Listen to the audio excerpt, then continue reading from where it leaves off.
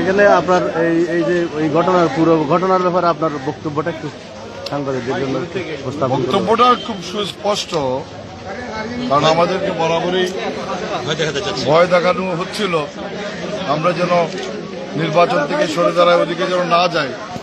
এমনকি একজন নেতার বক্তব্য কিন্তু ভাইরাল হয়ে গেছে টিভিতে, যেটা আমার ভোট আমি দেব, তোমার ভোটও আমি দেব, আপনার ভোট আমি দেব, আপনার ভোটও আমি দেব, গতকাল তারা ঘোষণা করছে এলাকা থেকে।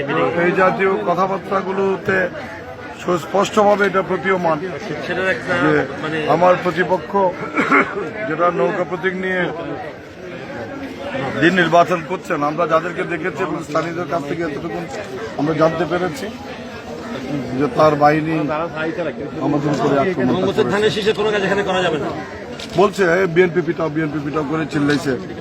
তো এটা সবাই জানে, এটা নতুন করে কিছু বলার নাই যে এরা সরকারি দলেরই এরা বাহিনী। ওরা ওদিকে কাউকে ভোট ঘুরতে দেয় না, নিতেও দেয় না। ওখানকার লোকজন ভোটাধিকার থেকে বঞ্চিত আজকে অনেকদিন ধরে, ওখান থেকে ভোটগুলো নিয়ে নেওয়া হয়, এটা সবাই জানে, নতুন কোনো তথ্য না।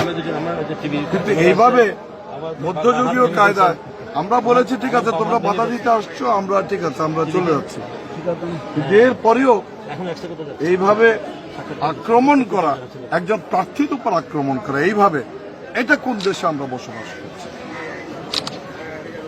বাকিটা আমরা পুরোপুরি জেনে নেব। আমি পরিচয় দিলাম যে উনি প্রার্থী, প্লিজ ওনাকে হাত দিবেন না, আমরা চলে যাচ্ছি। উনি বললেন আমাদের নেতা কর্মীদেরকে আক্রমণ করবেন না, আমরা চলে যাচ্ছি, আমরা চলে যাচ্ছি। উনি যখন প্রার্থী পরিচয় পেয়ে ওনাকে বেশি পিটানো শুরু করলো, কি বর্বরতা! পরিচয় পেয়ে আরো বেশি করলো। তার মানে কি আমাদের প্রার্থীকে মেরে ফেলবে, প্রার্থীকে আহত করে ফেলে রাখবে, নির্বাচন করতে দিবে না, একচেটিয়া ভোট কেটে নেবে, এটা তাদের একটা পরিকল্পনা। ইনশাল্লাহ আমরা এটা হতে দেবো না, আমরা থাকবো।